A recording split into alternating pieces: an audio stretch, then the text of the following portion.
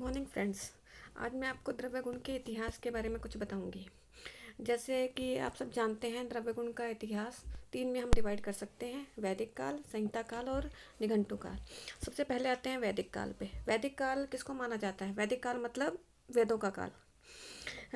जैसे कि हमें पता है कि औषधियों की उत्पत्ति देवताओं से भी 3 युग पहले की कही गई है, और उसमें ऋग्वेद में 67 औषधियों का वर्णन किया गया है। यजुर्वेद में 82 औषधियों का वर्णन किया गया है। अथर्ववेद में 289 औषधियों का वर्णन किया गया है। इसके अलावा अथर्ववेद में भी आकाश को औषधियों का पिता कहा गया है, पृथ्वी को माता कहा गया है तथा मूल समुद्र को कहा गया है। तथा इसके अलावा चलो, ये तो हुआ वैदिक काल। उसके बाद हम आते हैं संहिता काल पर। संहिता काल में भी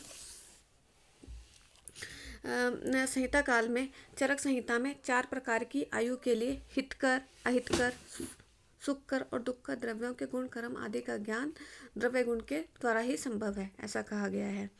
इसके अलावा आयुर्वेद का प्रयोजन भी आप जानते हैं: प्रयोजनम चास्य स्वस्थस्य स्वास्थ्य रक्षणम अतुरस्य विकार प्रशमनम च।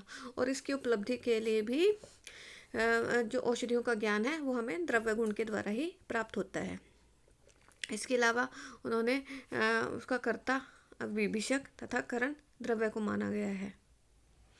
इसके अलावा चरक सूत्र स्थान 30 चैप्टर में उन्होंने द्रव्य गुण का वर्णन करते हुए उसकी महत्वता को सिद्ध करते हुए बताया है।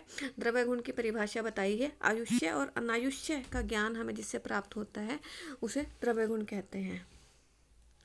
और जैसे 8 अंग हैं, जैसे काय चिकित्सा, बाल तंत्र, गृह चिकित्सा, उत्तरवांग चिकित्सा, शल्य चिकित्सा, शल्य चिकित्सा, दंष्ट्रा चिकित्सा, जरा चिकित्सा और वृष चिकित्सा। ये आयुर्वेद के 8 अंग हैं। लेकिन जो इसमें जो द्रव्य गुण है, इसी को ही इसकी मेन बैकबोन कहा गया है, इसका मेन आधार कहा गया है, क्योंकि द्रव्य गुण के ज्ञान के बिना ये पॉसिबल ही नहीं है। इसके अलावा जो चरक सूत्र स्थान में 3 प्रकार के त्रिसूत्र आए हैं: हेतु, लिंग और औषध, उसमें भी औषध का वर्णन है, वो द्रव्य गुण के द्वारा ही पॉसिबल है।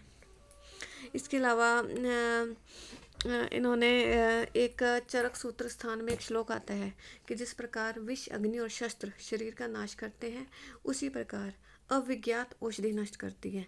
यानी द्रव्य गुण शास्त्रविद को उसके बारे में पूरा ज्ञान होना चाहिए, वरना अगर हम औषध को अगर ज्ञात हो तो वो अमृत रूप होती है, वरना वो नष्ट कर देती है। और औषध का संपूर्ण ज्ञान रखने वाले वैद्य को तत्वविद कहा गया है। और इसके अलावा इन्होंने नाम, रूप, गुण से अज्ञात और युक्तिपूर्वक प्रयोग न की गई औषध अनर्थजनक होती है, ऐसा कहा है चरक में। ठीक है, ये तो हो गया वैदिक काल और संहिता काल। संहिता काल में भी मेन चरक संहिता में औषधि का वर्णन किया गया है। उसके बाद नेक्स्ट आता है निघंटु काल। निघंटु काल जैसे ही औषधियों के बारे में थोड़ी आइडेंटिफिकेशन वगैरह की क्रिया प्रारंभ हुई, वैसे ही निघंटु काल विकसित हुआ। उसमें एक मेन निघंटुकार हुए हैं राज निघंटुकार, जिसको नरहरि पंडित ने लिखा है। उन्होंने द्रव्य गुण के महत्व को बताया है: निघंटुना विना वैद्यो विद्वान व्याकरणम विना अभ्यासेन च धानुष्त्रो हास्यस्य भाजनम।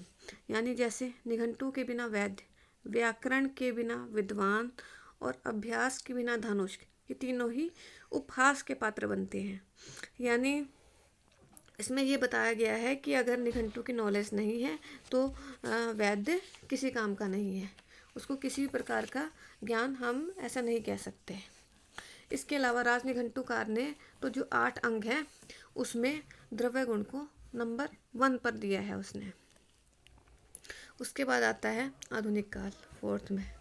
ये सबसे ज़्यादा प्रधानतम है, क्योंकि जो चिकित्सा कर्म की जो सारी क्रियाएं हैं वो द्रव्य गुण पर ही आश्रित होती हैं। वो कहता है कि अगर एक तुला में सभी अंगों को रख दे और एक में खाली द्रव्य गुण रखें तो वो बराबर होगा। तो इसमें आधुनिक काल में जिनके आप बुक भी पढ़ते हैं, आचार्य प्रियव्रत शर्मा, उन्होंने षोडशांग हृदय में 16 अंग बताए हैं आयुर्वेद के, और उसमें द्रव्य गुण को तीसरा स्थान बताया है। वो मैंने आपको पहले ही बताए हैं। मौलिक सिद्धांत, शरीर, द्रव्य गुण, भैषज्य, रसशास्त्र, निदान, काय चिकित्सा, स्वस्थृत, मानस रोग, वाजीकरण, अगध, शल्य, शालक्य, रसायन, कुमारभृत्य और प्रसूति तंत्र।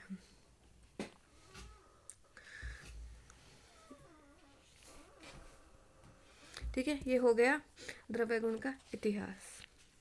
Thank you.